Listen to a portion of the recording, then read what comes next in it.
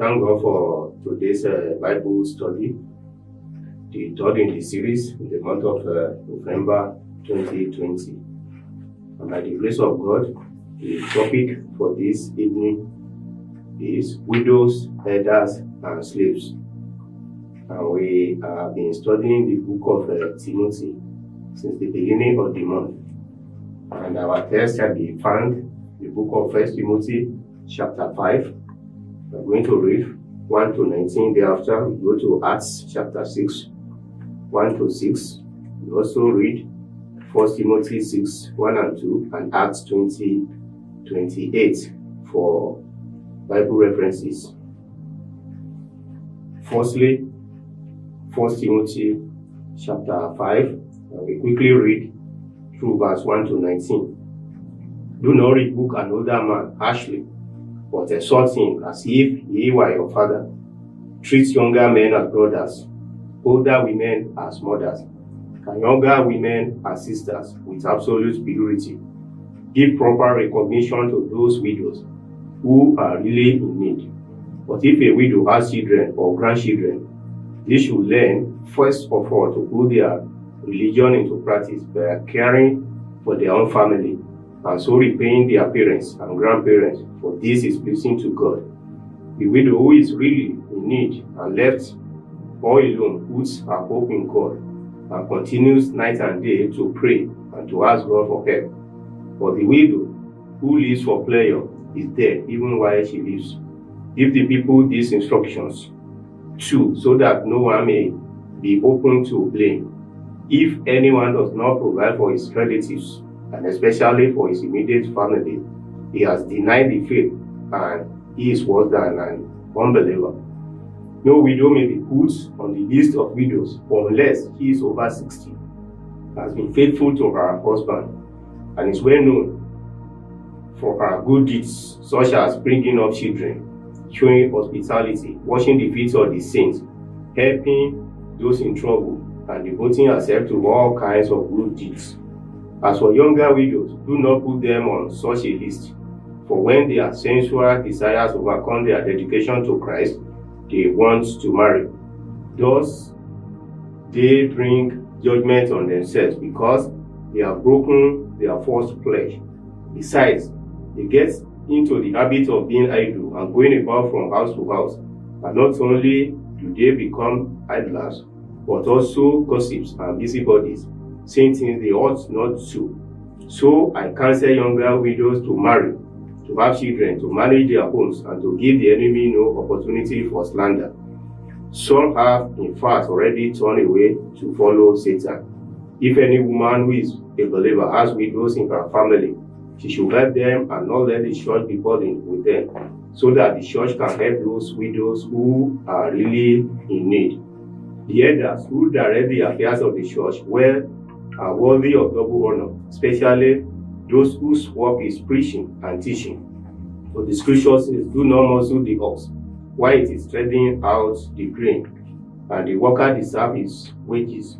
Verse 19. Do not entertain an accusation against an elder unless it is brought by 2 or 3 witnesses. I'll quickly go to 1 Timothy 6, and I will read 1 and 2. All who are under the yoke of slavery should consider their masters worthy of full respect, so that God's name and our teaching may not be slandered. Those who have believing masters are not to show less respect for them because they are brothers. Instead, they are to serve them even better because those who benefit from their service are believers, and they are to them. These are the things you are to teach and urge on them. I will start by defining who is a widow. A widow is a woman whose husband has died and has not remarried. Elder is a name used in the Old Testament to denote a person clothed with authority and entitled to respect and reverence. We can see this from the book of Genesis chapter 50 and verse 7. In the New Testament, church elders are pastors, bishops, overseers, leaders, rulers. We can get this from the book of Acts 20 verse 28 Hebrews 13 and verse 7. And the slave is defined as a person who is the property of another person and whose labor or life is often subject to the owner's volition, or it can be defined as a person who is legally obliged by contract, either oral or written, to work for another with contractual limited rights to bargain, or an indentured servant. Having the above definitions at heart, we want to see and study and know what the Bible says about widows, elders, and slaves. Like as it has been read, that verse 1 says that we should try as much as possible not to rebuke the elders.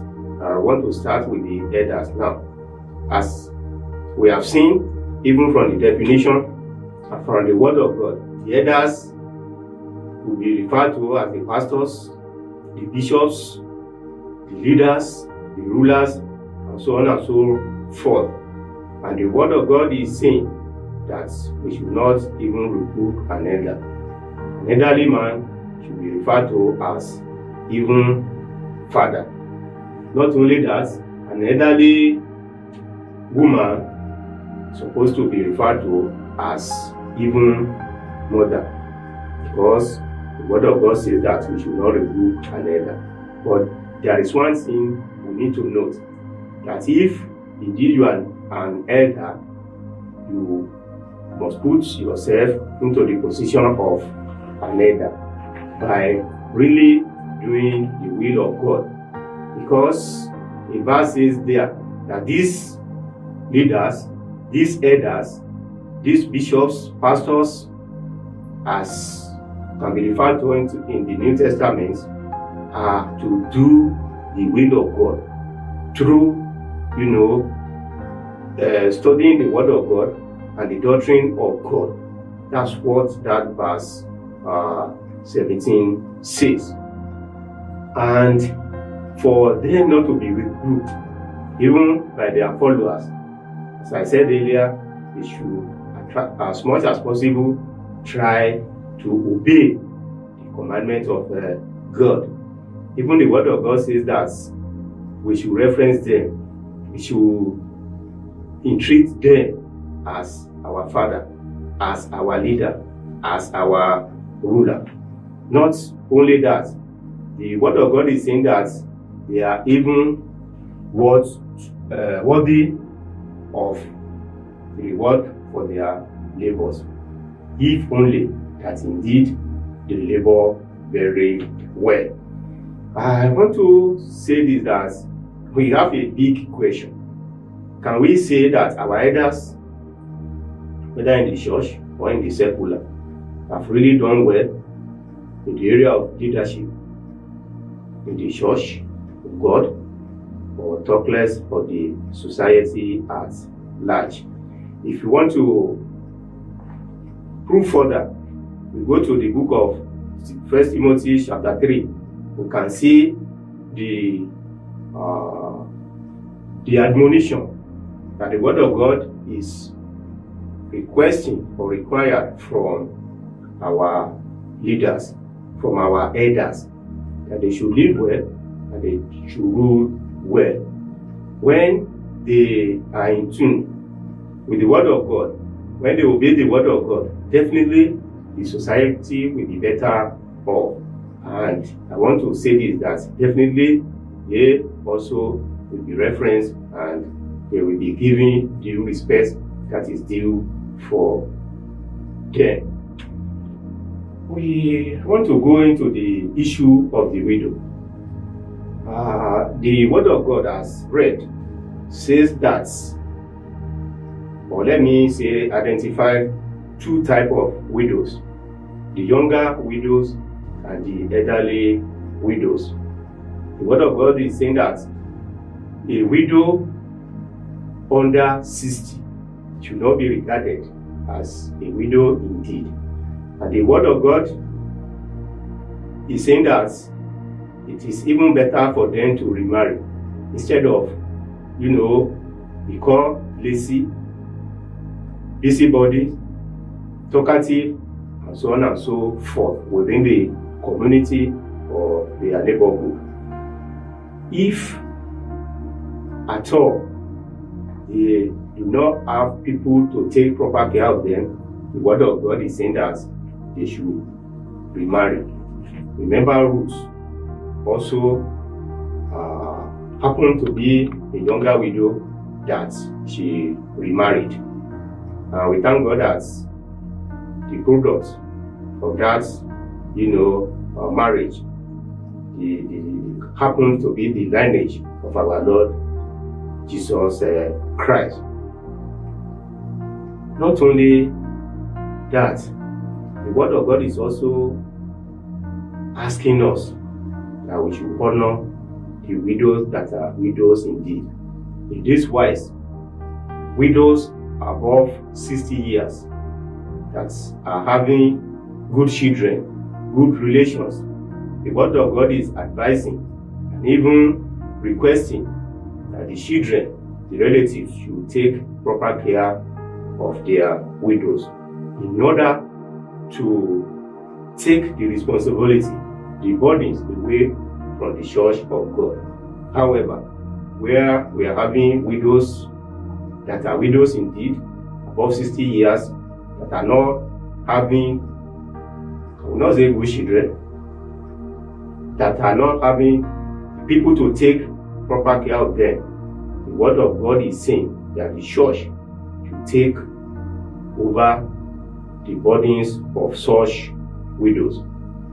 If we go into the book of Acts chapter 6 and read from verse 1 to 6, we can see that indeed the office of first deacons came about because of lack of proper care for the widows in that period, whereby they were murmured against the disciples. And the disciples brought the idea that the people of God should choose even people that are really versed in the scripture, the word of God, so that they'll be able to take proper care of the widows among them. If the word of God can say this, definitely we have no alternative than to take full responsibility for the elderly widows that are now having relations to take proper care of them. However, the word of God is also coming to them that they should also be committed to God in their actions and reactions, especially in fasting and in prayer.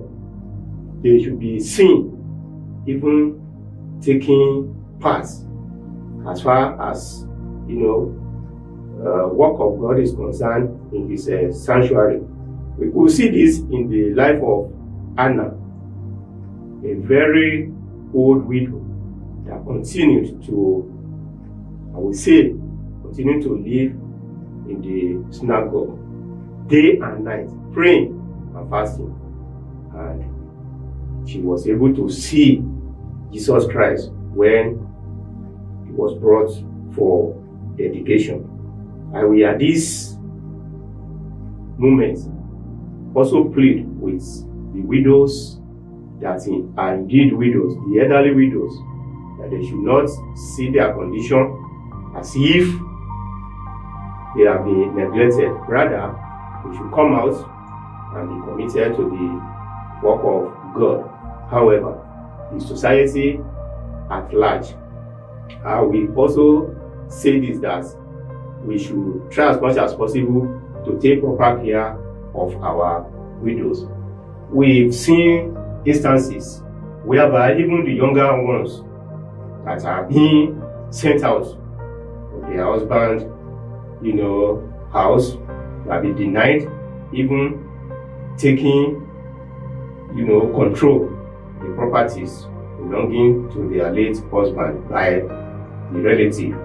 I want to say that we should try as much as possible to discontinue this, action to the widows. We should imbibe the portion of the word of God by, taking proper care of our widows. So remember, the elderly widows, 60 years and above. But those that are below that age, the word of God is saying that they can go ahead to be married. Let me also come to the condition of slaves among us. Really, we might be saying that directly, we might say that we will not have slaves any longer. But however, indirectly, we are having slaves, servants, housemaids, people working under us, security personnel, and so on and so forth. How do we react to them? Do we take proper care of this set of people? If not, I think this study is coming to you, is coming to me, that we should take proper care of our servants, our even slaves. Remember the Israelites of the old, when they were in Egypt, the Egyptians made them to do hard labor, and they cried unto God Almighty, and God answered them and delivered them from their masters. Now, as I said that, probably we might be saying that directly we do not have slaves, as the definition given unto us earlier concerning the slave. But some of us that we are having maids, house helps, even some of our families living with us, how do we treat them? But remember, the word of God also admonished the servants, the slaves, that they should obey their masters. They should honor them because of God. That is what the word of God is saying to them. And at the same time, the word of God is coming to the masters that they should also treat them gently, take proper care of them, so that they will be regarded as brethren. We've had series of instances how we use those people that are under us, how we enslave them, and we call ourselves children of God, call ourselves Christian, but we do not treat this set of people with, good care. The word of God is saying that they that have believing masters, they do not despise them, for they are brethren, or do their service, because they are faithful and they are beloved partners or partakers of the benefits. Even in the book of Leviticus 25, 39 to 40, if at all you have your brother or you have servant or slave living with you, working for you, the word of God is saying that a time of jubilee, that you should set them free. But today, how do we treat this set of people? How do we treat these people we can be turned to be as if they don't have the same opportunity with us? Do we treat them as children of God, or do we treat them as slaves? Remember the story of the Israelites. If this set of people, if we are maltreating them and they cry unto God, definitely God is going to answer them. And some of us that use this set of people able to pamper our children, we have to be very careful, because Christ has come. Christ, that this set of people believe, also has given them that privilege to be the children of God. Therefore, we do not have any excuse to maltreat this set of people. As we see from this book of Timothy and other references, we can see that God has a kind heart for this set of people because He created them. And we that we are having the opportunity above or ahead of this set of people, we should not maltreat them. As Christ has treated all of us equally, we should as well treat this set of people as if we have the same opportunity. Even the word of God is saying that slave or servant should not be even had among us because of Christ that has come to shed His precious blood for even the remission for our sins. Christ that has come laid down His life for our salvation. Therefore, we should not maltreat this set of people that are less privileged, like as if they are nobody, or as if they are not children of God. I will go back to the elders that they should try as much as possible to ensure that they follow the commandments of God. When they are leading, let them lead rightly, let them lead us in the way of the Lord, so that we will be able to reference them, we'll be able to make, reference unto them, and be able to give them due reward that is due to them. And we also say that we should try as much as possible to love one another. Let us love our neighbors. If we have the love of God in us and we love our brothers, our sisters, I do not see any reason why we should maltreat anybody, either the younger widow or the older widow, either our elders or even those people we can regard as our servants or slaves. Because if we have the love of God in us and we extend same to them, definitely want to say that the society will be better off.